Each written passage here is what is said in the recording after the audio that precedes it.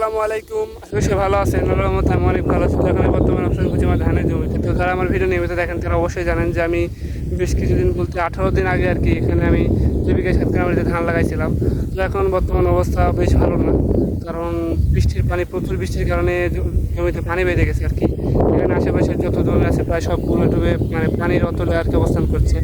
আর কয়েকটা জমি আছে সেগুলো আর কি উঁচু, যেগুলো সেগুলো আর কি এখনও জমি পুরোটা শুকনো নেই বলতে আগা খালি জেগে আছে। তো আমার ফের অবস্থা সেরকম, আগার টুকু মানে অর্ধেক জেগে আছে, এখানে অর্ধেকের কম হবে, 1/3 জেগে আছে, অবশ্যই 1/3 জেগে আছে জমির। তো জানি না কী অবস্থা হবে, এখনও বৃষ্টি হচ্ছেই, পানি এখনও বাড়ছে। তো এখন বর্তমানে আমি একটু জমিতে সার দিলাম, কারণ এর আগে আমি সার দিয়েছিলাম, তো ওই জন্য হয়তো আমার জমি এখনও জায়গা আছে, কারণ সার দেওয়ার কারণে জমির একটু গাছ বড় হওয়ার কারণে, ধানের গাছ বড় হওয়ার কারণে যেখানে এখনও ডুবতে পারে নাই। আশেপাশে যেগুলো ভিঁ আছে দেখতে পাচ্ছেন, এটা হচ্ছে আমার ভিঁ।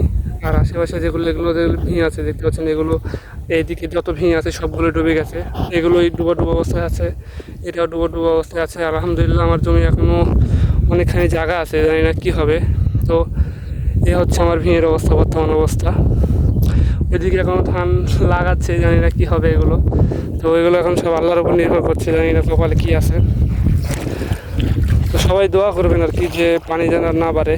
এখন বর্তমানে অবস্থা অনেক খারাপ, আওয়ারের দাম অনেক বেশি, ধান যেমন তেমন এখন বর্তমানে আওয়ারের ক্রাইসিসটা অনেক বেশি, কারণ বর্তমানে সময়ে 10,000 টাকা হাজার চলছে আওয়ার। আর এখন এই অবস্থায় গরু পালন করা মুশকিল হয়ে গেছে আর কি, ঘাসের হচ্ছে অনেক কম। তো সবাই দোয়া করবেন আর কি, যেন আমার এখান থেকে আর কি ধান উৎপাদন করতে পারি। তো মোটামুটি 18-19 দিন হচ্ছে ধান লাগানো, এখনো মিনিমাম 3 মাসের মতো আর কি সময় লাগবে এটা হতে। আর যদি পানি না বাড়ে, এখনো পর্যন্ত যদি পানি থাকে তাহলে হয়তো আলহামদুলিল্লাহ ধান হবে, আর যদি না হয় তাহলে কিছু করার নেই। তো সবাই দোয়া করবেন যেন এই অবস্থা যেন থাকে, বৃষ্টি আর না হয়, বৃষ্টির পানি যেন না বাড়ে। বর্তমান অবস্থা অনেক খারাপ।